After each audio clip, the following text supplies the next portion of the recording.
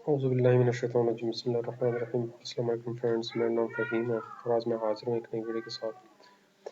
Friends, बहुत सारे जो हमारे व्यूअर्स हैं या जो क्लाइंट्स हैं या जो फ्रेंड्स हैं उसको इस तरह का मैसेज आ रहा है कि आप जो है डीएनएपीपी में रजिस्ट्रेशन करें। तो आज हम देखेंगे कि ये पहले तो ये होता क्या है, फिर इसके बाद हम देखेंगे कि इसके रजिस्ट्रेशन क्यों लाजमी है, रजिस्ट्रेशन कैसे करना है हमने ऑनलाइन जो है। ठीक है, तो इन जो 3-4 क्वेश्चंस हैं इसका हमने खुद ही मतलब जवाब भी करना है कि ये क्यों है। तो आज हम इसके बारे में इंशाल्लाह डिटेल से पढ़ेंगे। फ्रेंड्स, इससे पहले तो हमने प्रैक्टिकल जो सेल टैक्स या इनकम टैक्स से रिलेटेड जितनी भी वीडियोस बनाई है तो वो तो ये था कि हम प्रैक्टिकल वो करते थे। आज हम इसका भी हमें इल्म होना चाहिए क्योंकि ये भी हमने साथ में लेके जाना होता है। तो फ्रेंड्स, सबसे पहले ये डीएनएफबीपी है क्या चीज़? डीएनएफबीपी जो है ये नया डायरेक्टरेट इसके लिए बनाया है और ये 2010 में जो है मनी लॉन्ड्रिंग एक्ट के अंदर जो है ये इसको मतलब इन्होंने मतलब डायरेक्टरेट इसका वो लॉन्च किया है, मतलब इसको डायरेक्टरेट बनाया। असल में ये बेसिकली होता क्या है कि फैटफ का एक हमारे साथ जो आईएमएफ ने वो किए एक टास्क दिया है फैटफ को कि आपने क्या करना है कि मनी लॉन्ड्रिंग यहाँ से जितनी भी मनी लॉन्ड्रिंग होती है या टेररिज्म के लिए ये जो पैसा यूज़ होता है या जो मतलब मनी यूज़ होती है तो उस पे आपने नज़र रखना है। और ये आईएमएफ का एक हमें जो टास्क है जो हमने ग्रेड लिस्ट से निकलना है। आप न्यूज़ पे देखते रहते हैं जो हमारे वजीर ख़जाना है उसको ये टास्क वगैरह और इसी के बेस पे हमें कर्जा भी मिलता है। तो उन उसका ये जो टास्क है वो हमने कंप्लीट करना है। तो उसकी जो कंडीशंस है उसमें से ये कंडीशन भी है कि आपने एंटी मनी लॉन्ड्रिंग जो मनी लॉन्ड्रिंग है उसको कंट्रोल करना है और ये जो कम्बैटिंग फाइनेंशियल टेररिज्म है उसमें जो कैश मतलब जो फाइनेंसिंग हो रही है उसको रोकना है। बेसिकली एंटी मनी लॉन्ड्रिंग जो है वो एफबीआर वाले इसको देखते हैं और सीएफटी जो है इसको एफबीआर और एफआईए दोनों देखते हैं। ठीक है, मतलब इस पे काम कर रहे हैं। तो फ्रेंड्स, ये तो है डीएनएफबीपी। ठीक है, तो इसके बाद हम देखेंगे कि इसकी रजिस्ट्रेशन क्यों लाजमी है और ये किसको मतलब रजिस्ट्रेशन इसकी करनी है, कौन कौन इसमें मतलब आते हैं। ये फ्रेंड्स, ये डेटा मैंने कहीं से मतलब सोर्सेज से मैंने लिया है तो बहुत ज़्यादा, लेकिन ये थोड़ा सा हम इसको वो करते हैं। डीएनएफबीपी को सेक्शन 2 ऑफ आमला 2020 में 2010 में इसको डिफाइन की। ये अब अमेंडेड भी हो गई है 2020 में। ठीक है, लेकिन वो अभी जो है उस पर वो इतना मेरे ख्याल में वो अभी तक उसकी जो है नोटिफिकेशन वगैरह नहीं हुई है जो एसआरओ वगैरह है। तो ये जो है section 2 of Amla anti money laundering act 2010 जो है एज अमेंडेड, उसमें कौन कौन से बिजनेसेस में इंक्लूडेड है। एक तो रियल स्टेट्स एजेंट्स है, dealer in precious metals and precious stones जो है वो काम कर रहे हैं, लॉयर है, नोटरीज है, अकाउंटेंट है। ठीक है, ये तीनों उसमें वो है। और इसके अलावा जो है trust and company services provider है। तो ये पहले तीन थे, अब मेरे ख्याल में उन्होंने जो अमेंड किया तो इसमें ये चौथा नंबर का भी डाल दिया है। तो इसमें कौन है, रियल एस्टेट एजेंट है including builders and real estate developer when performing the prescribed activities in the prescribed circumstances and manners। यानी ये जो इस इन बिजनेसेस को चला रहे हैं, इसको कर रहे हैं, तो वो इस ऑपरेट कर रहे हैं जो इन बिजनेसेस को, तो इसको जो है रजिस्ट्रेशन इसकी लाजमी है। दूसरा क्या है कि dealers in precious metals and precious stones, यानी जो प्रेशियस मेटल्स में जिसमें ज्वेलरी भी है, प्रेशियस स्टोन्स इंक्लूडिंग देखें ज्वेलरीज है एंड जम डीलर्स है when performing the prescribed activities, यानी वही बात हो रही है।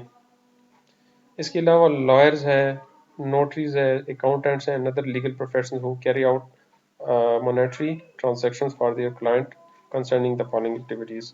ये जो फॉलोइंग एक्टिविटीज करते हैं, managing, operating, buying and selling of real estate. ठीक है, लीगल पर्सन और legal arrangement of prepare and documents there for, यानी जो buying and selling of real estate करते हैं और उसके लिए वो लीगल एक्टिविटीज कर रहे हैं, यानी उसको लीगल सर्विसेज दे रहे हैं, तो ये उसके लिए हैं। Managing of client money security and other assets, जो क्लाइंट मनी एंड सिक्योरिटीज जिसमें वो काम कर रहे हैं या उसके एसेट्स में, बैंक सेविंग एंड सिक्योरिटीज, यानी जो बैंक सेविंग एंड सिक्योरिटीज का कर रहे हैं, organising contributing of the for the creation operating of the और मैनेजमेंट ऑफ कंपनीज, जो कंपनी से रिलेटेड जो वो अपने मैनेजमेंट कर रहे हैं। इसके अलावा trust and company services provider है when they are carry out monetary transactions और सर्विसेज फॉर क्लाइंट कंसर्निंग। यानी अगर हम इन सब का खुलासा ले लें तो इसमें तकरीबन जितनी भी मनी इन्वॉल्व है और ह्यूज जो ट्रांजैक्शंस होती है तो वो इन्वॉल्व है। ठीक है, तो ये उन चीज़ों को देखते हैं। तो एंटी मनी लॉन्ड्रिंग का जो है, अगर हम एफ बी आर की ज़बान में इसको देख लें या एफ बी आर की नज़र में देख लें, तो ये जितनी भी टैक्स एविजन है, जो टैक्स एवेजन करते हैं, मतलब 1 करोड़ या उससे ऊपर जो ट्रांजैक्शन करते हैं, तो ये उनके लिए, ठीक है, एएमएल जो है एंटी मनी लॉन्ड्रिंग, उसको जो मनी लॉन्ड्रिंग कर रहे हैं उसके लिए एंटी मनी लॉन्ड्रिंग एक्ट है। फ्रेंड्स, खुशकिस्मती फॉर्चुनेटली मैं भी इसी में काम कर रहा हूँ, और इससे रिलेटेड जिसको भी कोई क्वेश्चन हो, कोई पूछना हो, तो वो बिल्कुल मुझसे पूछ सकता है। मैं इसी पे ही काम कर रहा हूँ। ठीक है, मैं जो है एएमएल पे भी, सेल टैक्स, इनकम टैक्स और इससे रिलेटेड जितनी भी मतलब टैक्स से रिलेटेड है उस पर काम कर रहा हूँ, और इंशाल्लाह इससे रिलेटेड किसी को भी कोई क्वेश्चन तो वो पूछ सकता है। इसके अलावा ये CFT भी है। इसमें CFT वैसे तो कंबैटिंग का हुआ, लेकिन ये क्रिटिकल फाइनेंशियल ट्रांजैक्शन के लिए भी यूज होता है। ये टर्मिनोलॉजी जो है, ये एब्रिविएशन है क्रिटिकल फाइनेंशियल ट्रांजैक्शन के लिए, लेकिन यहाँ पे कंबैटिंग फाइनेंशियल टेररिज्म, तो ये तकरीबन FIA भी इसी को ही डील कर रहे हैं, क्योंकि हम जो केसेस हैं जो इससे रिलेटेड, तो उसको भी वो कर रहे हैं। अच्छा, तो फ्रेंड्स, ये जो है रजिस्ट्रेशन उस पर लाजमी हो गया जो इन इसमें मतलब फॉल कर रहे हैं, जो इन बिजनेस में फॉल कर रहे हैं, तो ये उसके लिए लाजमी है।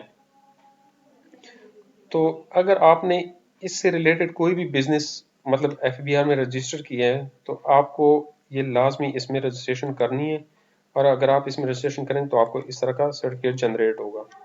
ठीक है, तो ये तो पहले इसकी डिफिनीशन हो गई है, फिर इसके बाद कौन इसमें फॉल कर रहे हैं और किसके लिए ज़रूरी है, ये 3 क्वेश्चन तो हो गए, इसके आंसर भी हो गए। ठीक है, इसके अलावा हम इसको प्रैक्टिकल करेंगे, इसको प्रैक्टिकल करेंगे कि ये कैसे होता है, हम इसकी कैसे रजिस्ट्रेशन करेंगे। अगर फॉर एग्जांपल आपका कोई बिजनेस है जो इसमें फॉल कर रहा है, जो हमने पहले पढ़ा है, तो आप क्या करेंगे इसके लिए वॉलंटरली, या फिर अगर वॉलंटरली नहीं करेंगे तो इसके बाद आपको क्या होगा, नोटिस आएगा कि आप जो है DNFBP में रजिस्ट्रेशन करें।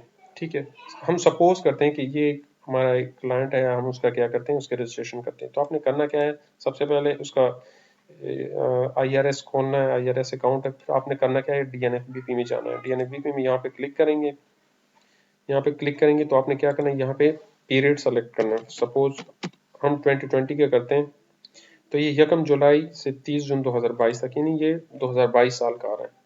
ठीक है, तो ये देखें, इसमें उसकी यहाँ पे यानी जिस तरह आप NTN करते हैं, ये उसी तरह ही है बिल्कुल।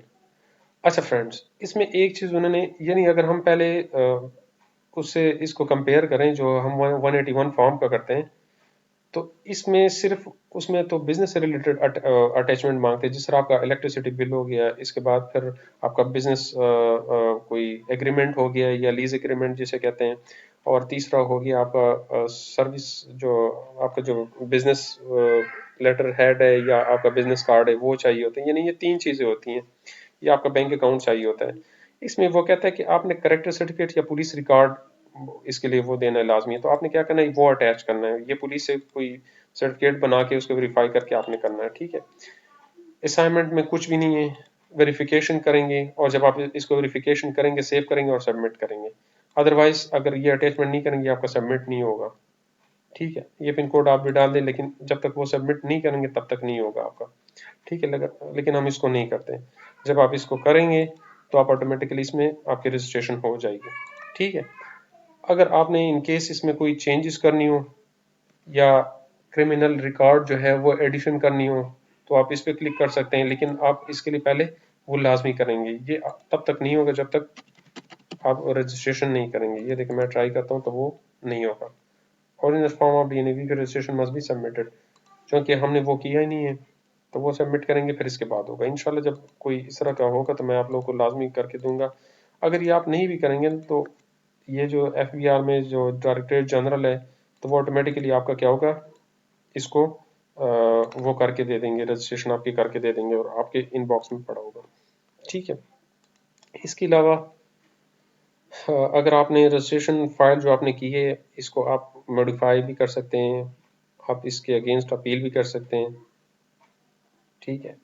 और रजिस्ट्रेशन और डी रजिस्ट्रेशन भी कर सकते हैं। ये एक टाइम के लिए, फॉर एग्जाम्पल अगर आप इस चीज़ का बिजनेस कर रहे हैं जो इसमें फॉल कर रहे हैं, तो ये होगा कि अगर आप ये मतलब बिजनेस वाइंड अप करते हैं तो इसके बाद क्या होगा, आप इसको डी रजिस्ट्रेशन भी कर सकते हैं। ठीक है, मतलब इसमें ये फैसिलिटी भी है। तो ये बेसिकली इस चीज़ के लिए होता है, इसमें कोई ऐसे परेशानी नहीं है कि आपने परेशान की है, कोई मतलब कोई बड़ी बात है तो आप जो है इसके लिए किसी से पूछते हैं या किसी को कहते हैं तो आगे से वो आपको गलत गाइड करते हैं, इसमें कोई भी नहीं है। जस्ट आप अगर इन बिजनेस में फॉल कर रहे हैं तो ये आप पे लाजमी है का कंपल्सरी है कि आप उस डीएनएवी की रजिस्ट्रेशन करें, क्योंकि आप इसके अंडर आ रहे हैं, डीएनएवीपी के सेक्शन 2 ऑफ आमला, तो इस वजह से ये आपको करना है। तो ये अभी उन्होंने ये जो है चौथा ऐड किया हुआ है। तो इससे रिलेटेड भी जितनी आपकी बिजनेस वगैरह है, तो यानी अगर आप इसमें फॉल कर रहे हैं तो आपका ऑटोमेटिक जो है वो रजिस्ट्रेशन हो जाएगी या फिर आप वॉलंटियरली करेंगे। ठीक है फ्रेंड्स, तो ये छोटा सा टॉपिक था, मैं सोच रहा था कि इस पे वो आप लोग के साथ थोड़ा वो शेयर करूं। ठीक है। और इसके लिए अलग डायरेक्टरेट भी बना है। पहले ये था कि ये एफबीआर के अंडर काम करता है, लेकिन इसके लिए डायरेक्टरेट नहीं था, अब इसका अपना डायरेक्टर बैठा होता है इस्लामाबाद में, तो वो जो है इसको डील करते रहते हैं। ठीक है। तो फ्रेंड्स, इससे रिलेटेड कोई भी क्वेश्चन हो आप बिल्कुल पूछ सकते हैं।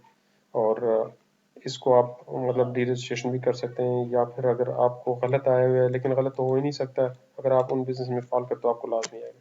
ठीक है फ्रेंड्स, ये था प्रैक्टिकल, और साथ में हमने थोड़ा सा और भी इसका लिए, तो इससे रिलेटेड कोई भी क्वेश्चन तो आप पूछ सकते हैं। इजाज़त दीजिए, अल्लाह हाफिज़।